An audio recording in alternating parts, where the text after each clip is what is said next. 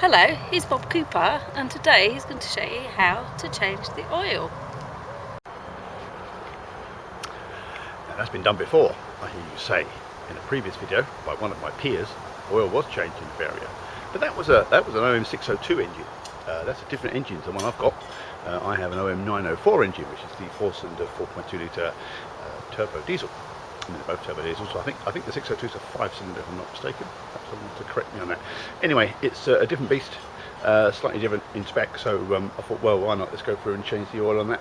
And this, yeah. So what's the oil we're putting in these today? This is the Westway Oils 1540 turbo diesel engine oil. There is a specification which I shall put up on the screen now. As you can see, it's quite a bewildering choice of oils you can put with these engines. I've gone with the 1540, it looks like the middle one, with a specification of MB228.1 is the minimum, I believe. Now, I've gone to Westway Oils.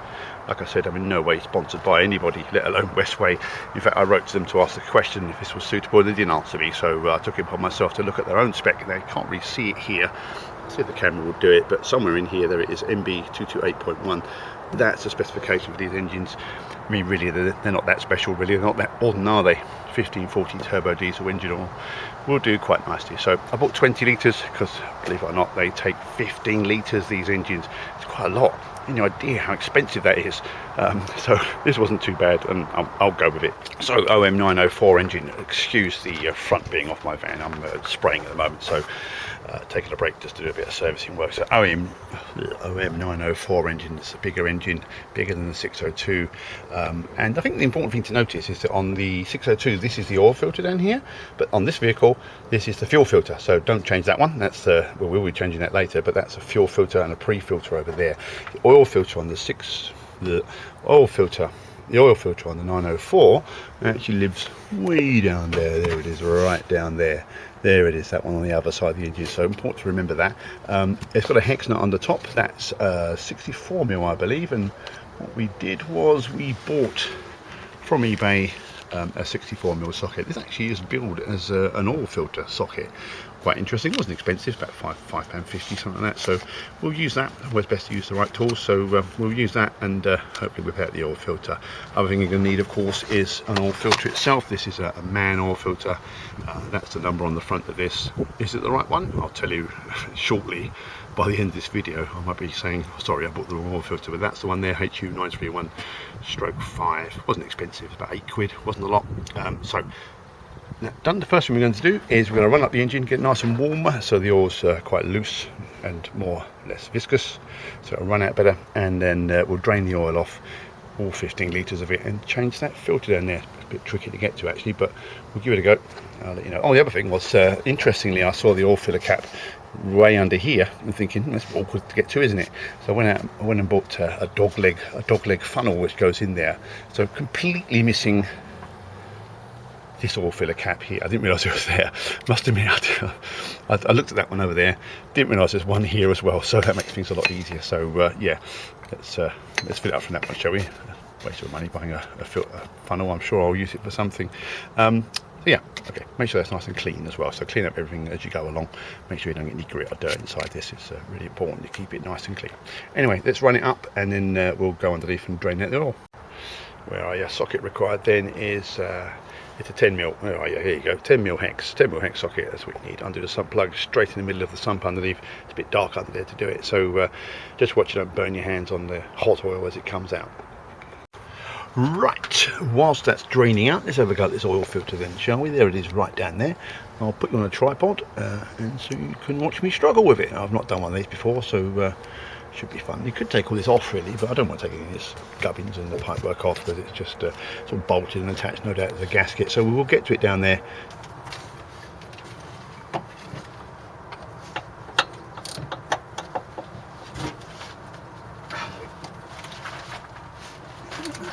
There it goes.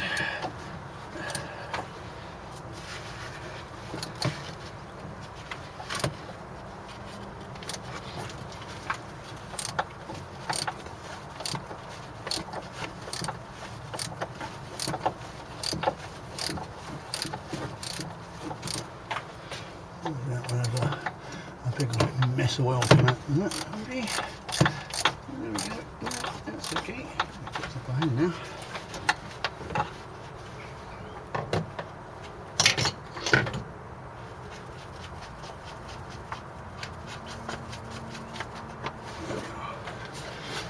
Always wear gloves, of course.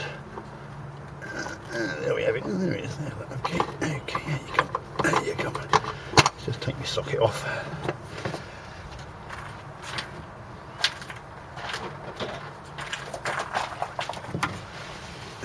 There we go. There we are. Oh, it's not too painful, is it? Really? There's a little bit of oil mess coming out, but there we have it. There we are then, it's not too bad. This is the one that's just come off. Just take a cloth and make sure you clean everything up, clean up all around the edges. The new seal, a new seal to go on here. Well, hopefully in the box actually, I'll have a look at that. And these just generally, they clip in, so there's like a clip at one end. I'll show you what that's like.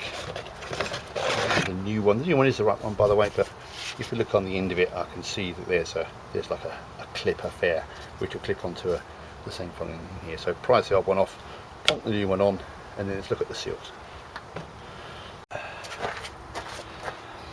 Apologies for camera work, I'm trying not to get my camera oily. So there we are, new one on, new things. A new seal to go on here. Give me focus. There's a new seal goes on here. That's in the box. So just prise that off with a screwdriver. Make your fingers. We've got a screwdriver here. Here it is. So prise that off. Here it is. Straightforward enough seal. And the new one in the box. Plonk it on there, and we'll screw it back on again. That's all that's in this box, is just one seal. I just check there's not two seals anywhere. There we go, just plonk that on there. Nice and gently, make sure it's a little bit oily. And also make sure you clean all this up, clean up all the housing, and make sure there's no dirt or grit inside here. You know, I've got a nice fresh cloth to give that a nice clean wipe. You don't want to get contaminated or anything, do you? Okay, thank you. Carry on. There we go. There we go. Caught in a little zip tie there. You got the screw in by hand. Like I say, make sure the seal you're putting in is a little bit slippery, just so it slips in nicely.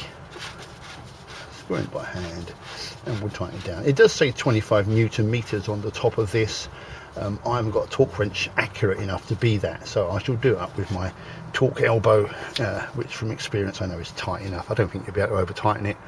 If you do, then you're a stronger man than I. And I'm using a 3/8 ratchet as well, so 3/8 drive ratchet, so you can't go too tight with it.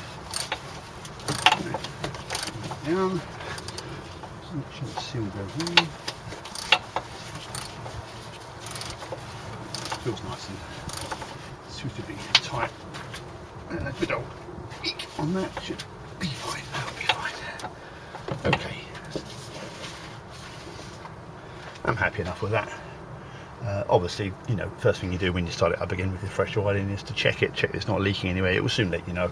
And you know, you've got 15 litres worth to leak out before any damage occurs. So, you know, I think you'll know if you've got it wrong. Anyway, that wasn't too bad, was it? Being really lazy here, and filling it up with my my pressurized oil filler, which I made for my gearbox and back axle. You can see how I put this together in another video. Do you know, I've had an idea with this. If I put a Schrader valve from an old tyre in here, I could connect my airline to it and pressurize it with my compressed air compressor, or with just my compressor, or something.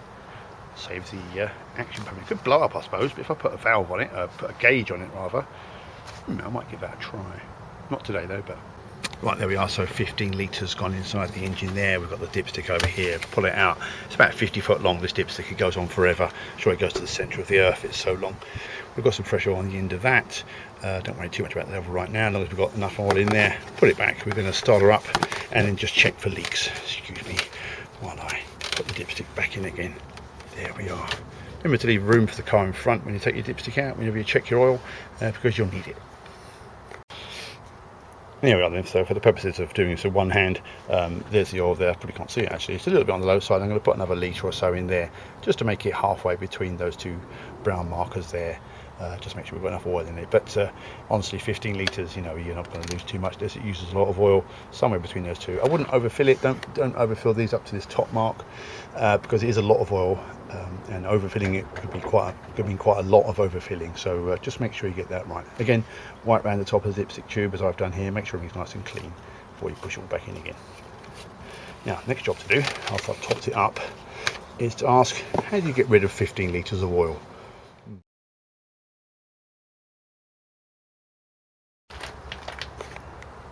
Changing the air filter, and it's just a ring of screws around the top of this casing here. So I've half done this already. I couldn't find my camera earlier, so literally just undo the screws around the outside, lift this off, and the old filter will be in there. Let's look at the old filter.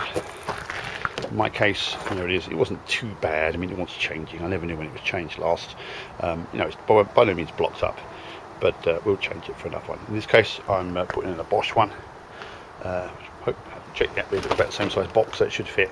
And that's just a case of putting it back under the cover here, screwing it back down again, making sure it's all clean in there, and that'll do you. Quite straightforward.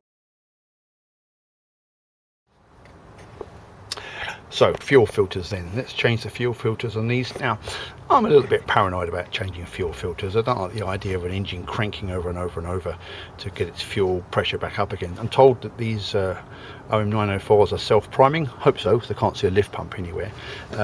They've got two filters on them. One is a main filter there, the great big thing, which you can see, 64mm hex socket. Top of that, same as the oil filter. Yeah, and there's a pre-filter behind it, which I assume is a strainer of some kind. We'll have a look at that. That's a 22mm socket. So the ingredients you need for both of these are going to be these two filters here. I hope one's a man filter, the other one's a filter on. That just happened to be what was on offer at the time. So the man filter there, hope it's the right one, PU 1046 times 1 stroke 1, whatever you want to call it. So hopefully that's the right pair of filters for it. What I'm going to do, because I'm paranoid about battery life, I'm going to change the pre-filter first, the back one first. We're going to whip that out, change that pre-filter over, and then restart it, and then we'll change the main filter after that. Just because I don't want to change them both at once, you know, scoff if you like, but I just like to preserve a bit of starter motor and battery life. So we'll do one at a time. Ooh. Now you can't really see what I'm doing here, because if I put you in the right place, then you're in the way. So I'm just sort of plonked you on top of the air filter there, so you see what I'm doing. Always wear gloves when you do this, by the way. Anything working with diesel, because diesel fuel is not kind to hands. Don't be a hero about it. You know, you want to protect your skin, and the worst thing you can do is smother them in diesel fuel. So yeah, I'll wear gloves for this one, as with most things actually you should do. So pre-filter at the back there, it's 22mm socket. Let's just see how we go. Again, I've not done this before, so if it all goes wrong, then you can laugh at me afterwards. Tight, right, okay. Socket's disappeared down there, but there's a bit of the oil down there. Did it loosen off? Yes, it did. There we go. Right, let's do that again. I won't edit that out. There you go, just a bit tight, that's all. Fine. Spin that off. See what we have under there. I presume to spin it off, that's what I'm doing. You know, it's the Mercedes way, isn't it, to screw things on like this. I mean, the oil filter was easy enough to do, if you saw in the previous video, so it shouldn't be any different really. But of course, once you get air in the fuel system, you need to bleed it. In days of old, you know, you used to have crank the engine over and let the bleed nipple go, diesel going everywhere. But I want to say, this being a modern engine, but it's not really. And there we are. This being a modern engine, you shouldn't have to. Okay, make sure everything's clean. Looking at that filter down there, that pre-filter, it looks pretty grubby, I've got to say. There's a water separator on these, but that doesn't look too great, does it? It's to show you never know, do you? You never know. Look at the state of that now. You can see that in the camera. Look at the state of it. Right, I'm glad I changed that. Look at it. A few bits of rust. Don't want that getting the injectors, do you? Right, I think we'll clean it out a bit better. So what we'll do, I'll make sure that's all cleaned out of there. Nasty. Okay, we'll do that. Back now then, there's a new seal on this cap. The new seal just here comes with the new filter, which is here. You compare it with the old one, there's quite a difference. You know, it's worth changing these things. This wasn't expensive, it was about £3. You know, few dollars, it's nothing. But as ever, people service their own vehicles, as we all like to do, because it's expensive these days, especially an older vehicle like this. And no one ever changes these. You know, when they used to be serviced, there was a schedule in which you'd change this, but as the years go by, people forget and they never do. And it's worth looking at, it's worth changing just for a few pounds, because that could save me the old one back here. This old cruddy looking thing, look at the dirt that's in it. You know, that could be a breakdown. That could be a breakdown by the side of a motorway in the middle of the night. That could, for £3, just for the sake of changing a filter, I might avert that just by doing this. So, you know, always change your filters. If it's a service item, change it. Right, plonk the new one in. So you plonked in there. Screw down with your new seal. That's how it goes. That came out. It's not, actually, no, it's the wrong way up. Actually, that is the wrong. I just realised that's the wrong way up. So start again. Let's get that. Oh, I've got it stuck in there now, haven't I? Just realised I've put that in upside down. So. Right, so there we are, back again, talking like I know what I'm talking about, which obviously I don't, talking like a professional when I showed you how to put in a filter upside down. These filters, according to the one that came out, go this way up with the flange side down, okay, not the other way up as I just put it in there. It does fit the other way up. I don't, well, maybe I'll say I don't know what that does, but let's put it back in the way it came out, shall we? I believe how dirty that old one was. It's ever been changed. I've got a service record with this vehicle, and it said it was serviced in 2013, which is a long time ago. It's 2022 now, but really the mileage record since then has been just a few thousand. It hasn't really been anywhere since almost 10 years, really quite a long time. I don't know where it's been. It wasn't broken down, good runner, but yeah, so, but, you know, it's old, it's changed. I don't think that filter's been changed for a very long time, do you? Don't think I'll say anything, unless it's got a fuel tank full of rust, of course. That's possible. Maybe in a year or so I'll give it a check. Sorry if my elbow's in the way there. So yeah, tighten it down. Again, it says 25 Newton meters on that cap. I don't have a torque wrench. Perhaps I should get a torque wrench, really. Someone wants to buy me a torque wrench, please do. There you go.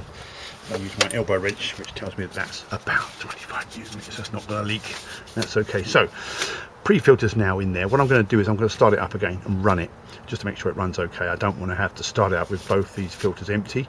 So we'll run it for a few seconds, make sure it runs okay. Then we'll take off the main filter and change that. So that started pretty much instantly. It didn't whine or crank over for any length of time. So yeah, you can change the pre-filter and the main filter at the same time. Again, sorry if you can't see what I'm doing. It's just down here. So now let's take off the main fuel filter there and take a look at that. See what state that's in.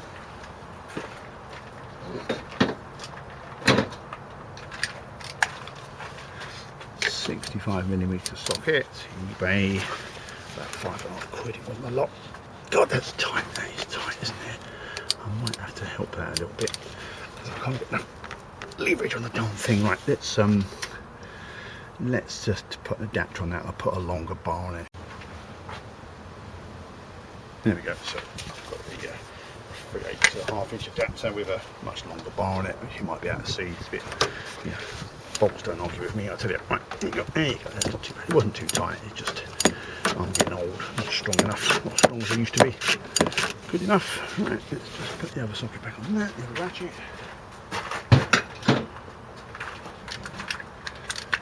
Another ratchet back on. I hope you find this interesting, by the way. You know, it's a YouTube video of a fuel filter being changed. You know, nothing that exciting, is it? You know, it's not the winning prizes. I know I'm not great at making these. I could be if I put more time and effort into it, but do you know what?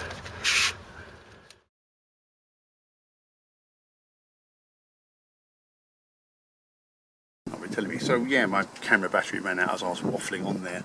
I was just saying, I don't know what I was up to actually. I was just saying that I should get a spare camera battery, really. Different camera. So yeah, I was just saying, you know, I hope you find this interesting, these videos, because you know it's just me taking things out of an old Vario and replacing them. I only do it, you know, it's an old bloke on YouTube. I only do it just so I can leave a few videos behind of things that I'd like to know. So you know, I don't really mind if you skip ahead and jump through it, whatever you want to do really. Anyway, I've got that one out. Let me show you something. don't know if the previous recording got it, but look at the state of you see it pouring diesel out of it. Look at the state of it. It's filthy, absolutely filthy. Now this was supposed to be serviced in 2013 and not done any miles since, but I bet they didn't change that. That is absolutely grim, the colour of that. I would expect it to be a lot cleaner than that. It does look really dirty. So, you know, always check your filters, always change them according to the schedule, and again, could have avoided a breakdown. So, yeah, so look at the state of it. You know, like old one, and focus, old one, new one. A complete difference. You know, that is actually really grubby looking. Quite surprised and dismayed at that. I thought that would have been done sooner. It makes me wonder if, you know, by changing the rest of all the oils, this whole vehicle and the fluids, that you've saved a disaster there. Anyway, they got a clip on top. As you can see, they sort of clip in with like a little ball joint, so when you put it back in, it kind of pops in there. There's also a new seal to go on the cap that comes with this box as well. Again, not expensive. I think it was about £8.90, this filter. It wasn't a lot of money. Nothing was really a lot of money. The air filter that I've already shown you was, well, it was a bit more expensive, but it's a great big thing. So let's get this new one on, get it started again. Right, so new one back in, a new seal one. I'm going to dip my finger in a bit of diesel and yeah, just wipe it. Just wipe it around the seal there, just to make it a little bit oily, just so it slips in nicely. You want to get a good airtight seal, on these. There we go. Only one seal on those. There we go, doesn't it? Oops, a daisy. Yeah, make a right mess doing this sort of thing, don't you? Really. Right, plonk it in there. Just try and be careful not to get too much dirt in it. If you can help it, hose in the way there. There we go. Ease it out. That's a nice, good entrance fit. Spin it on there. Yeah, nice the way these things go together. It's quite pleasant, you know. I've done a lot worse. I've done a lot harder vehicles than these. At least they put them where you can get to them. Could use a socket on that really, couldn't I? There you go. Yeah. Right, where are you?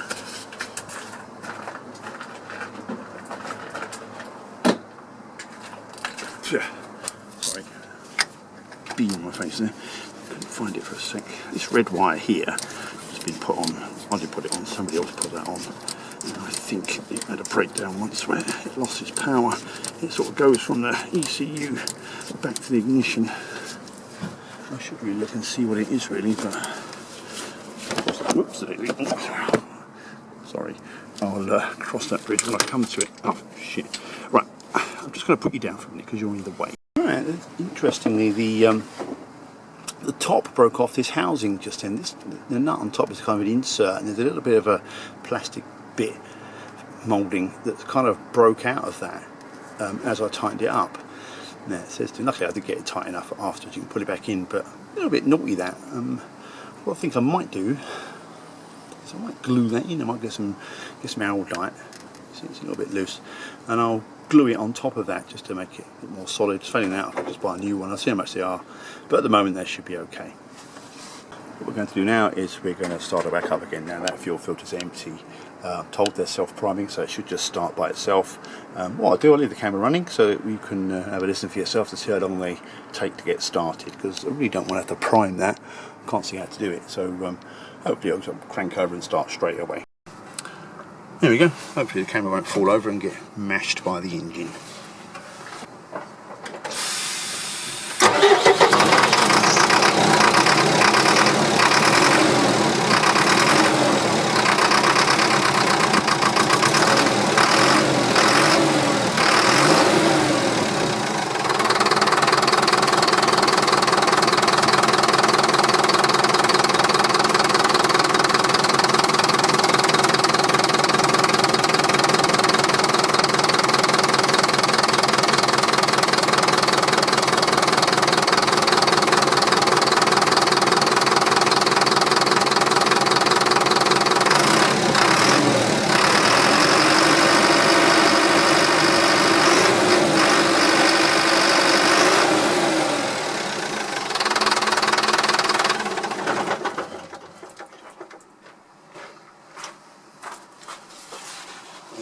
Not too bad, was it? A little bit chuggy to start with, but that's okay.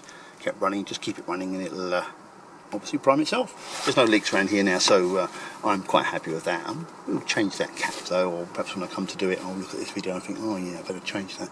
Maybe I'll buy a new one. Just be wary of that. If it breaks halfway through, you know, side of a road somewhere, you're not going to be able to get that back on again.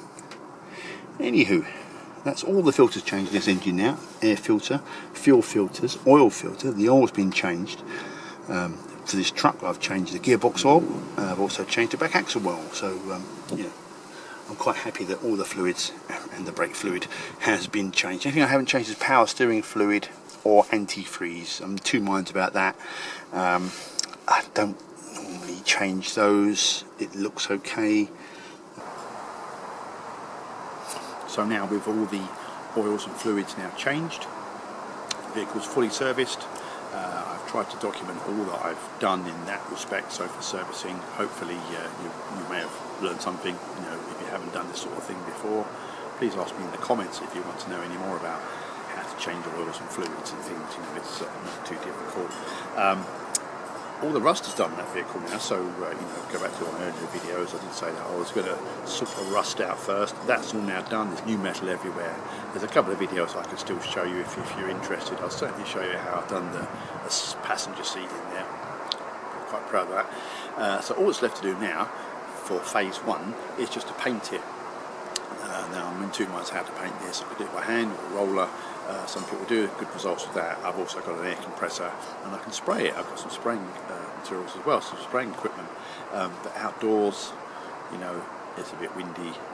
I'll give it a try. We'll see how it looks. I'm not expecting the fantastic result. I'm certainly not going to pay, you know, thousands of pounds to have it sprayed, because, you know, the first thing you're going to do is, the first thing I'm going to do is drive down a country lane and scratch it down the side of some bushes, because they're so big and wide, and I live in the country, so you know, I'm not going to waste my money doing that. I don't want to fret over you know, really nice bodywork worth doing, but really nice paintwork being scratched. I'm not going to fret over that.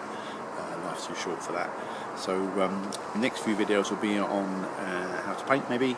I'm also planning on a few more electrical jobs which you might find interesting, some accessories, and of course there's a little bit of interior to do as well. So stay tuned, as they like to say. Anyway, I hope you enjoyed this video, or at least you've learned something from it if you watched it. So again, thanks for watching. See you on